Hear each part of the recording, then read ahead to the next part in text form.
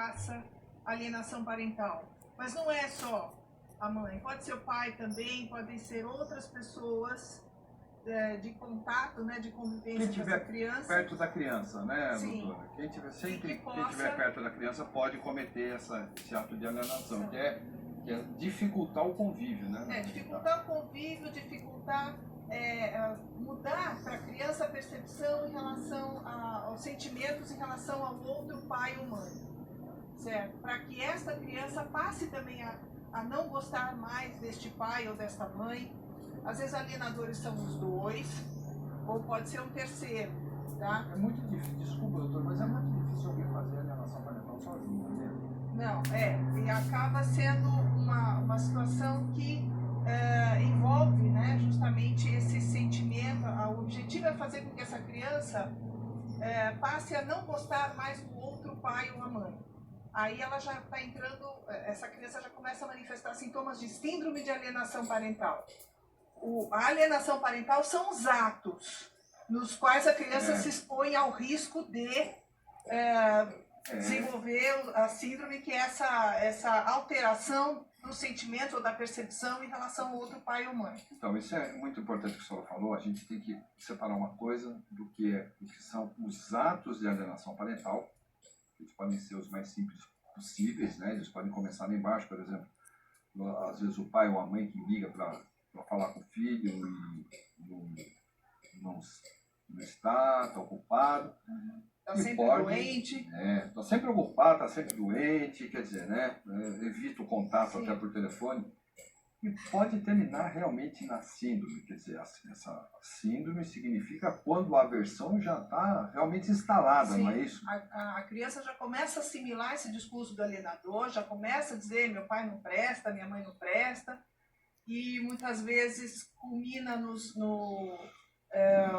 nas acusações em relação à violência, à agressão, à negligência, ao abuso sexual. A história do abuso sexual é construída artificialmente, tá? Mas de tanto repetir para a criança, essa criança acaba realmente acreditando que tenha sido abusada sexualmente. Tá? E com o afastamento do outro, ela não tem mais a contrapartida do outro para fazer esse contraponto e dizer: não, pode não ter sido exatamente do jeito que aquela pessoa falou. Entendi. Não, nós vamos, depois a gente vai dar uma palhinha especificamente sobre essa questão de abuso, que é uma coisa muito importante. Sim. E gravíssimo, né? É uma coisa gravíssima. Mas, em linhas gerais, o que a gente queria colocar é que, no particular, hoje, no programa de hoje, mostrar que muitas mulheres, existem muitas, mas muitas mulheres que padecem de alienação parental. Então, hoje nós trouxemos aqui a doutora Nájila, trouxemos aqui a vovó Van, para que elas possam também contar um pouquinho da experiência, das coisas que aconteceram com elas, para a gente desenvolver esse assunto. Então, agora eu queria ouvir a nossa querida amiga doutora Nájila, para que ela possa fazer as considerações dela iniciais, né? Se apresentar, fazer as considerações dela iniciais, e desenvolver um pouquinho sobre a história dela, o que ela pode ajudar, né, a gente aqui no programa, contando um pouquinho da história dela. Por favor. Boa tarde, Marco. Meu nome é Nájila. O meu caso foi antes da lei da alienação e da guarda compartilhada, em 2008. Eu me separei em 92 e não gosto de falar nesse assunto. É complicado, né? É uma coisa, para a gente ver como o negócio vai muito fundo e cala na alma da pessoa, né? Então, é uma perda, uma coisa assim constante, mas a gente entende, a gente respeita, né? E você acha qual o conselho que você daria para alguém que, por exemplo, está cometendo algum ato de alienação, afastando o filho de uma mãe, o filho de um pai? O que você poderia, como mãe, como mulher, como advogado, como uma pessoa, né, que passou por isso? Eu só fui cursar direito depois que eu perdi minha filha, porque eu não fazia ideia que, pelo simples fato de eu querer separar dele, eu ia perder um filho. Isso nem passava pela minha cabeça. Você acha que isso foi uma trama urdida, alguma coisa? Por que você acha que houve esse afastamento, foi provocado esse afastamento da sua filha de você? Eu percebi, assim, na avó, o desejo dela de ser mãe da minha filha. Como você falou que o alienador nunca está sozinho, e não estava. Que ela queria ocupar meu lugar, ela queria comprar as roupas para minha filha, e ele falava para mim, deixa que minha mãe compra as roupinhas dela, você compra só do outro filho.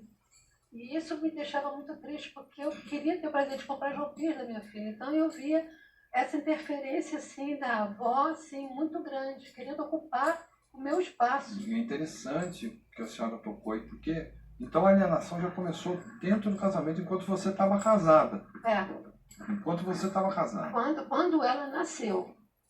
Quando ela nasceu, desde que ela nasceu. Desde que ela nasceu. Desde que ela nasceu, ele dizia, deixa que minha mãe compra roupa para Paula, você compra roupa pro meu filho, né? Pro Fábio, né? E deixa que ela compra roupa. E eu ficava assim, sem entender por quê, mas eu quero comprar roupinha da minha filha, né? Então, a coisa foi assim, de uma tal forma, né? E que... isso é muito duro falar, Marco. Eu tenho tanta coisa para dizer, mas é muito duro. E a gente está aqui para ouvir, e você pode ter certeza que a gente entende a sua dor, e você não sabe quantas pessoas você está ajudando nesse momento. Tem gente que não sabe, está passando por isso e não sabe nem o que é. Então a gente está aqui também nesse programa dedicado às avós e às mães, para elucidar, porque muita gente não sabe o que é. Até aos 12 anos eu convivi com ela, e esse livro que eu trouxe aqui foi um livro assim, que eu fiz esse livro desde que, quando eu soube que eu estava grávida. Então esse livro aqui foi feito com muito carinho. Esse livro tem até o cordão umbilical dela, está aqui. Tem os brinquedos que ela ganhava, eu cortava, botava aqui. O primeiro banho dela está aqui. Então eu narro essa história aqui antes dela nascer. Quando ela nasce, é ela que está falando. Eu estou falando, ela está falando por mim, através de mim. Entendi. Então tem a primeira vez que ela foi à praia. Tem tudo aqui. Eu pesquisava tudo. Então eu fiz com tanto carinho. Então isso aqui, esse livro é um registro que eu tenho para um dia mostrar para ela como ela foi amada. Como ela é amada. Como ela é amada e foi amada. Porque foi desejada. O que a minha sogra falou para ela, para conseguir separá-la de mim, minha sogra falou que quando eu soube que eu estava grávida, eu não queria que ela tivesse nascido. Mas aqui neste livro, eu tenho a prova aqui, que o médico falou que eu ia ter dificuldade de engravidar. E o exame está aqui. Foi meses antes dela nascer, que ele não aconselhava eu tomar pílula. Eu ia ter dificuldade. Mas eu quero engravidar, então eu não tomei pílula. Então eu segui outro método, né? E logo, um mês depois eu estava grávida. E eu levei um susto, porque eu tinha planejado ter filhos assim, daqui a 5 anos, porque nós compramos um apartamento e não tinha assim, não dava para comprar todos os móveis, então mas já tinha o quarto dos filhos, eu queria ter filhos, né? E então, ai, como dói. É uma ferida aberta, né? Muito, muito.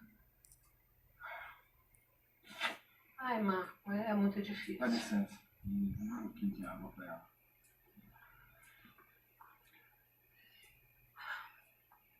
Então, a minha sogra falou para minha filha, disse para ela que quando eu soube que eu estava grávida, e eu não queria que ela tivesse nascido. E minha filha estava com 12 anos. Meu Deus. Minha filha falou para mim, eu já soube de tudo. Essas foram as palavras dela, as palavras da minha filha.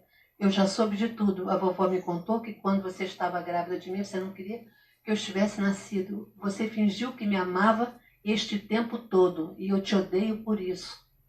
Quer dizer, a avó desconstruiu toda aquela imagem que minha filha tinha de mim. E aqui eu tenho todas as poesias que minha filha fazia para mim, os desenhos, que me amava. Eu tenho tudo aqui. Não, mas não está no momento ainda de dar para ela, apesar de eu estar há 20 anos sem contato com a minha filha. E eu vim saber no ano passado que ela estava grávida. Me confidenciaram, mas eu não posso contar para ninguém. Estão todos proibidos de me contar que ela estava grávida. Uma pessoa me confidenciou.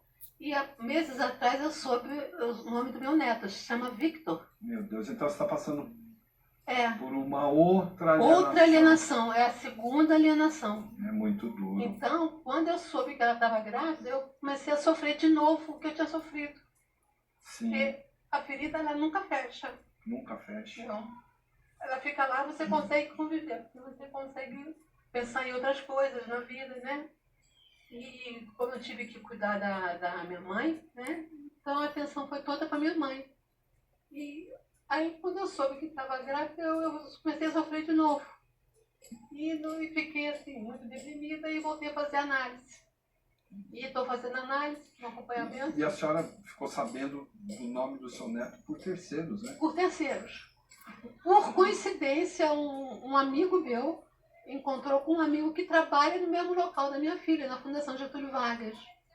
E ele conversou, ele já sabia toda a minha história, esse meu amigo, né? Então ele tentou tirar alguma coisa, né? Ah, você conhece a Paula e tal. E aí ele comentou que o nome do filho dela era Victor. Mas meu amigo não podia perguntar mais, porque senão a pessoa ia ver que estava perguntando muito, né? Então eu só sei que é Victor, mas nunca vi uma foto dele, não sei nada. E aí você sofre de novo, né? E aí eu tenho um filho, 1 ano mais novo que minha filha, e ele continuou vendo o pai. E teve um momento que meu filho foi ficando triste, não queria mais jogar futebol, não queria mais jogar coisas que ele fazia com o pai. E eu mesmo assim, chateada com o pai, assim, revoltada porque não via mais minha filha, eu vi que meu filho estava triste, pensei, ele está sentindo falta do pai. Eu liguei para o pai e falei, olha, ele não quer mais jogar botão, não quer mais ser Vasco e tal, ele está sentindo a sua falta. Então, quando você vir ao Rio, você sempre dorme, fica hospedado aí no hotel, você pega ele, leva a roupinha e depois deixa no colégio. Você teve uma conduta diferente da dele. Totalmente diferente. Você viu que o seu filho necessitava dele. Que ele estava, o comportamento dele era saudade do pai. E eu falei isso para o pai, você tem que estar mais presente. 15 dias é muito tempo. 15 dias para o pai ver a filha é muito tempo. Só que ele não veio nenhuma vez.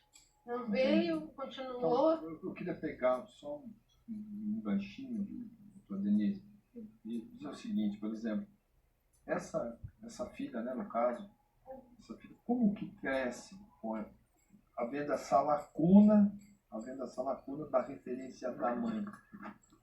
Ela vai crescendo com essa crença em relação ao discurso que já vinha sendo incutido, né? É uma lavagem cerebral, sim, né? Com certeza. Ela já mudou completamente a percepção e os sentimentos em relação à mãe. Né? E isso é reversível? Agora ela teria que ter essa iniciativa, né, de retomar o contato com a mãe, para, né, voltar a ter o contato com a Nájila, para de fato sentar e ouvir o que você tem para me contar. Até para a Nájila mostrar o livro, né, todas as coisas, e ir aos poucos desconstruindo aquela mensagem que foi programada esse tempo todo. Mas psicologicamente, a gente vendo assim, né, no aspecto psicológico, está faltando alguma coisa na personalidade de uma pessoa que cresce com essa? Porque é uma ficção, né? Não é realidade. O que ela ouviu, segundo o relato da doutora Ângela, o que ela ouviu, da maneira como ela relatou, ouviu uma coisa que não é verdade, né? Então, quer dizer, essa verdade que ela tem para si não existe. Sim, essa pessoa explorou dela alguma fragilidade, uma carência, alguma coisa e, vamos dizer, seduziu, se aproximou, né? Conquistou essa moça para perto de si e para isso ela né, nessa contrapartida ela afastou. Então ela precisava desqualificar a própria mãe para ela ser a pessoa ideal para cuidar dessa moça. Sim, entendi. Entendeu? Porque o que a gente olha, né, a gente vê assim, a lei de alienação parental, quer dizer, quando o juiz já tem, quando chega para ele comunicado, às vezes, né, numa petição inicial, ou seja, o Ministério Público às vezes toma conhecimento e a lei elenca, se eu não me engano, acho que é o artigo 6º, da Lei 12.318, elenca o que pode ser feito. Mas aquilo, né, começa até com uma advertência, pode terminar na inversão da guarda, mas existem outros mecanismos, porque o que eu acho que tanto a Nádia como a Van, que depois nós vamos ouvir dizer, como qualquer pessoa que sofre, ela quer simplesmente aproximação, ela não quer perder o vínculo, né? Ela não quer perder o vínculo. Então, quando a pessoa entra no judiciário e vai discutir uma causa, quanto tempo? Às vezes 4, 5 anos, até esse vínculo, no mínimo, se ele não se rompeu, abalou bastante, porque eles insistem naquela coisa da visita dos 15 dias, né? Sim, com certeza. Mesmo aquela questão da tramitação prioritária que a gente acha que precisa ter, justamente para que o processo de alienação parental passe na frente, porque a questão o grande aliado do alienador é o tempo. Então, quanto mais esse processo ficar arrastando por aí, para ele é melhor, porque ele vai tendo tempo suficiente para fazer a programação que ele acha que ele tem que fazer, essa lavagem cerebral, essa construção artificial de uma história, né? Então, mas mesmo isso está sendo, essa descaracterização da alienação parental por erro de interpretação do setor técnico e do próprio judiciário, faz com que essa tramitação prioritária se esvazie, o processo se arrasta por anos, muitas vezes o pai ou a mãe desistem, porque já não aguentam mais, já foram desgaste físico, emocional, psicológico todo. Então, eles falam, não aguento mais. E aí eles acabam, e o vínculo, se chegar a se recuperar, o que, né, nem sempre acontece, né? Sim.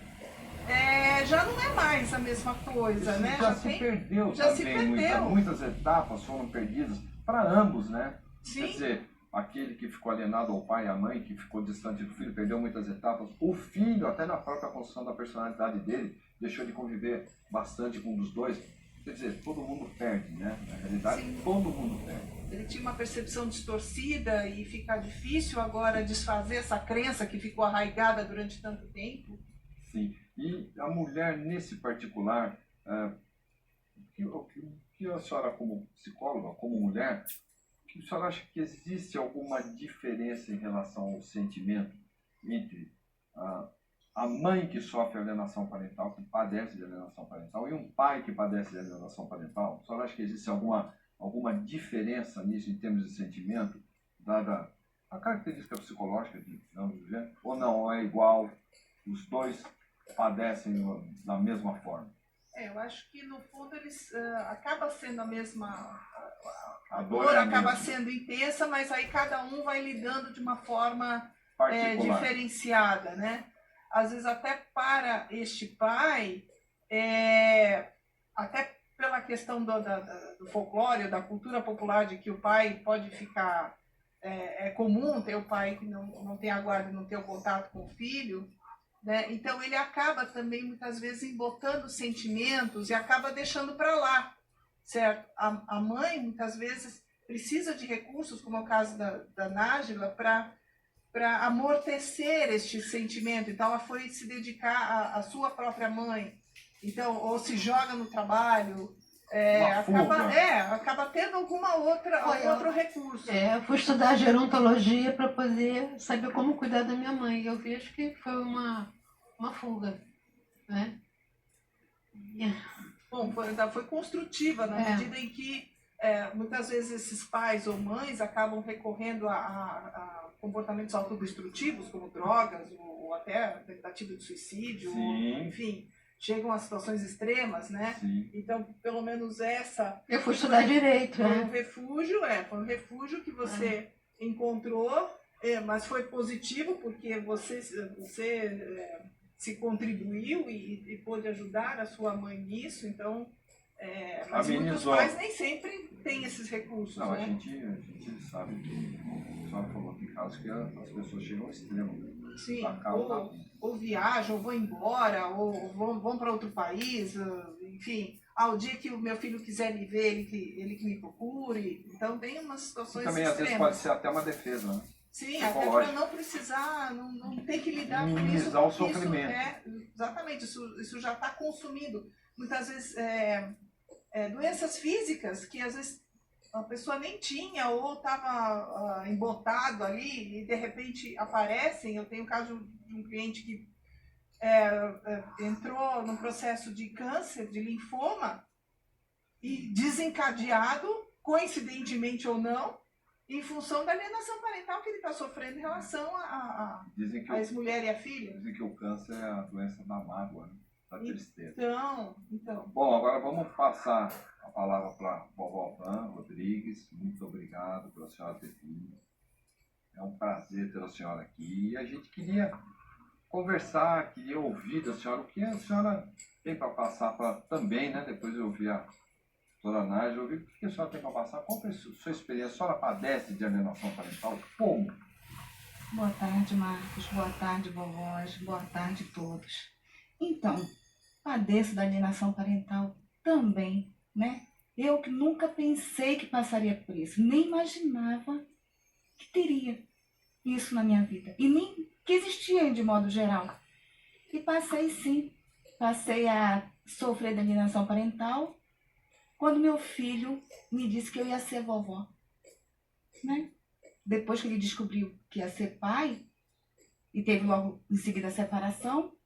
Então, mas ele foi pai, ele ainda era casado ou não? Já era Sim, separado? quando ele descobriu que ele ia ser pai, ele estava casado, mas logo em seguida ela foi embora, grávida. E depois, passou uns meses, a gente só soube que ela tinha entrado com processo, né?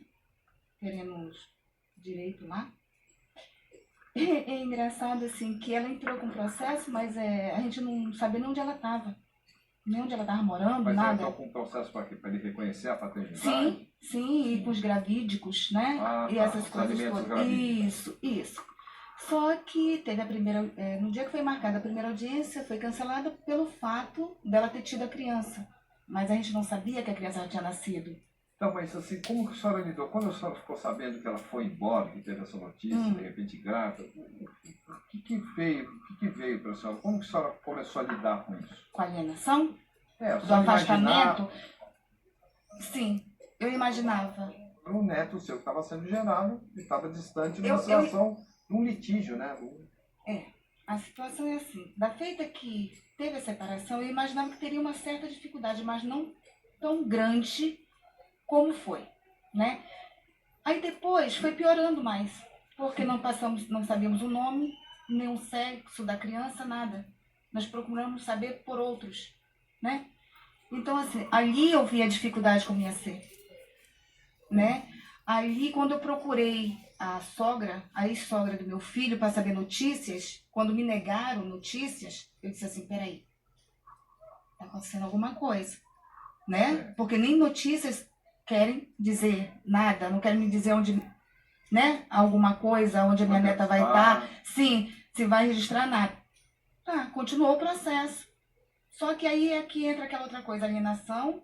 Eu não conhecia alienação. Ninguém sabe que esse Eu não conhecia, eu precisei sentir, né? Como eu, avó, precisei sentir. Sentir na minha pele a indiferença, o descaso, as humilhações. A senhora disse, a senhora sentiu na pele o descaso, a humilhação. A senhora diz em relação a quem? Como que foi isso? Olha, Marco, em modo geral, em relação à família materna, né? A materna, e em relação ao próprio judiciário, porque você passa por isso também. Sim. Né? Você tá ali, você procura e você diz, não, é aqui. E você se sente refém daquelas pessoas. Você se sente refém. Sim. Sabe? E de repente você vê seu mundo e ir embora. Você tá caindo num abismo, você não sabe para onde você tá indo. Você, foi o que eu fiz. Que um casamento não dê certo, ok, é um direito. Mas os filhos não têm nada a ver com isso. Perfeito. Correto? Correto. Os filhos não têm nem com o pai, os avós não têm que pagar pelo erro de ninguém. Pela separação não deu certo, cada um segue seu caminho. Não, e a criança também, né? Que não tem Né? nada com isso, né, doutora? E exatamente, e nesse ponto que eu falo, a alienação também, ela é uma questão que a gente fala muito só do afastamento. Mas tem que lembrar dos direitos da criança, que está sendo renegado pela própria alienadora. Porque a criança ela é protegida por lei. Ela tem os direitos dela Sem protegidos, dúvida. mas nisso ela também é renegada. Sim. Né? Ao mesmo tempo que renegam isso, É. renegam Porque, muito mais coisas. Porque é o direito dela de conviver, né, com Sim. a família de ambos os lados, não só com os pais, mas a família paterna, a família materna. Então, quando a gente vê que há realmente um embaraço, né, é criado um embaraço na convivência com os avós, né, Os avós. os avós, e por que a gente está falando isso? Porque muita gente nem imagina que a avó passe por isso. Então, geralmente pensa na mãe, pensa no pai, mas tem muitas, né, Van? Tem muitas, São muitas muitas avós. A senhora tem um Muitas. grupo, né, de avós, Temos um né? grupo de vovós, sim, que estão aí nos Que bacana. assistindo. Então, ó, vamos Né? mandar um alô pro grupo de vovós. Então, e assim, são muito sofridas. É sofrimento demais, Marco. Sabe, eu vejo avós chorando, como a Nájila está aqui chorando. É uma pedida. Você escuta elas falando da dor do próprio filho praticar alienação parental com a própria mãe. É porque é uma dor Sabe? como a da Nájila, que agora está passando com o neto. A avó, ela sente pelo filho ou filha e pelo neto, né? Então, quer Exatamente. dizer, é um sofrimento dobrar, porque eu ver um filho sofrer porque não pode ver o neto e a pessoa não vê o neto, quer dizer, é uma coisa. E a gente sabe que são muitas avós, né, Van? São muitas, muitas, muitas, muitas, assim, a gente conversa muito. Ontem mesmo a gente estava conversando e eu vi um vídeo que elas postaram do dia que levaram a neta de uma, da Zélia, se eu não me engano, da Zélia, da vovó Zélia. Foi triste demais, saber entregar a criança chorar para não ir embora, sabe? Ter que levar e a avó não poder fazer nada. Porque a avó nunca pode fazer nada. Já repararam isso? A avó nunca pode falar nada. Você sempre vê a mãe e o pai lutando pelos direitos. Mas esquecem da avó. E a avó é fundamental na vida do neto, gente. Mas desculpa, né? Às vezes quando o pai não pode pagar a pensão ou a mãe, aí eles vão correr para a avó, né? Exatamente, para ali a avó.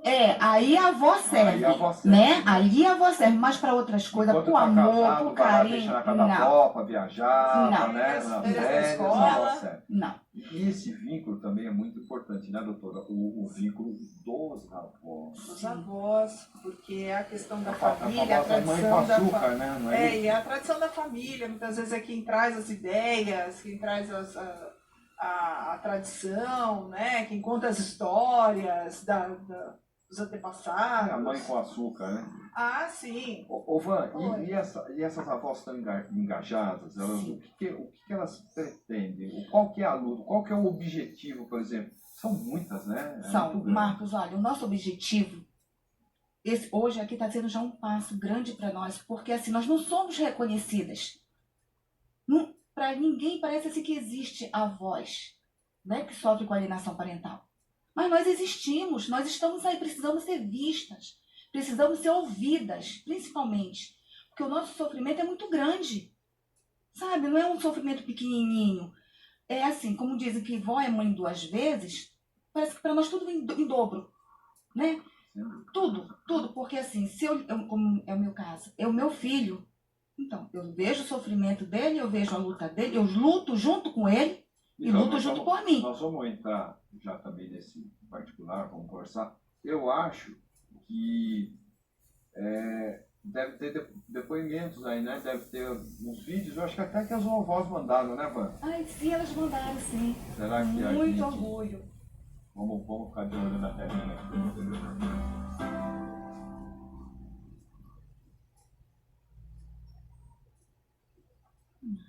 Meu nome é Márcia. Eu fiquei 3 meses no início do ano sem ver minha neta. Após sair da casa onde eu morava. E após a separação, ela simplesmente não deu notícias, não deixou a gente ver mais. Hoje a gente está vendo, através do mandado judicial, Mas com tudo esses 3 meses sem vê-la, perdemos vários momentos da vida dela. E nada mais trará de volta o que a gente perdeu. Limite do tamanho.